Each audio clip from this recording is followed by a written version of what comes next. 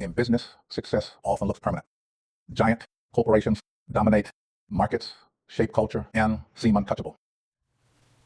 But history tells a different story. Even the most powerful brands can stumble, and when they do, the fall can be spectacular. This is the story of some of the greatest product failures in my products launched with enormous budgets, global hype, and sky-high expectations, only to collapse under the weight of bad timing, poor execution, or misunderstood consumers. From exploding smartphones to soda recipes that triggered public outrage, these failures cost billions and reshaped industry.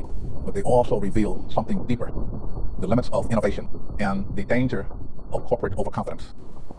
Because in business, greatness doesn't guarantee survival.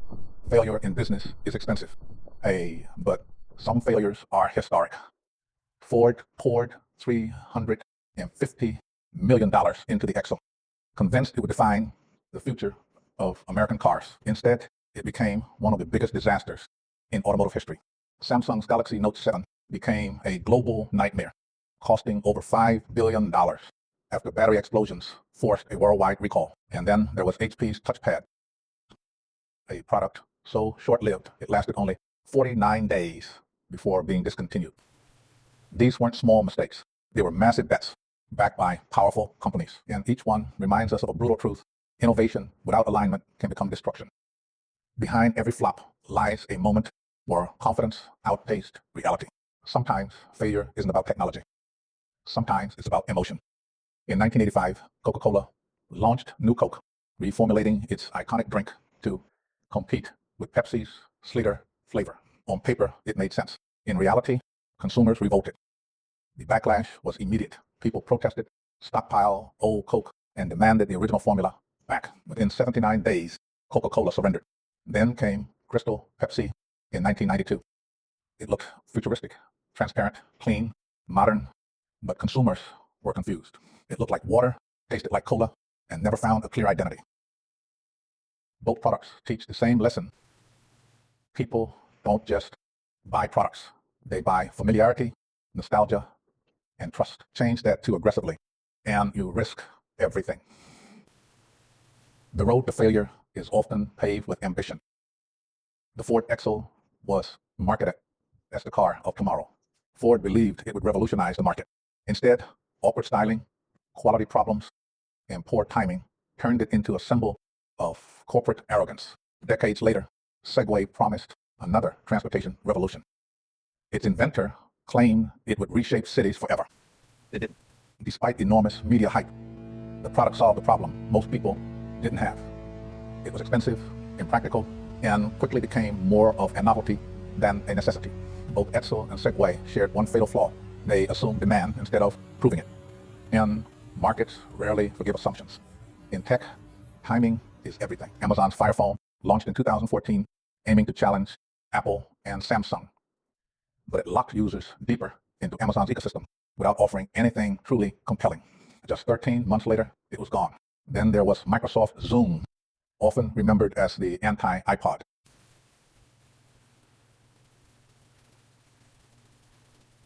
It wasn't terrible. In fact, some critics liked it, but it arrived too late. Apple had already captured the market, the culture, and consumer loyalty. Being good isn't enough.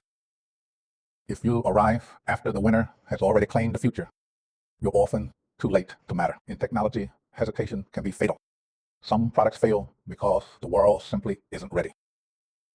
Google Glass was futuristic, ambitious, and undeniably innovative. But at $1,500, it felt invasive, impractical, and socially uncomfortable.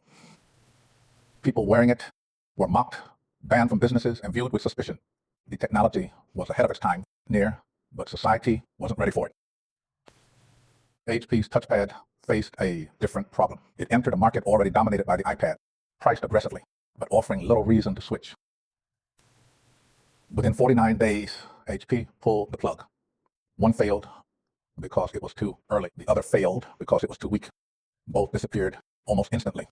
Some failures go beyond disappointment and they become dangerous. Samsung's Galaxy Note 7 was praised at launch. Then reports emerged of batteries catching fire in homes, pockets, even airplanes. The crisis escalated so fast that airlines banned the device entirely. Samsung recalled it globally, and billions were lost. Then there's Apple Newton, a very different kind of failure. Released in 1993, it introduced ideas far ahead of its time: handwriting recognition, portability, digital notes. But it was bulky, expensive, and mocked for its flaws.